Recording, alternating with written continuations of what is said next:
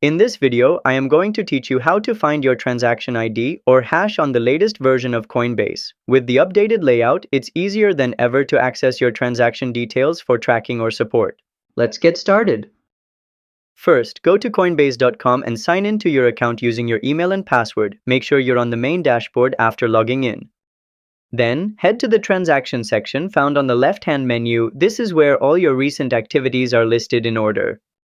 Next, click on the specific transaction you want to check. It will open a detailed view with more info about that transaction.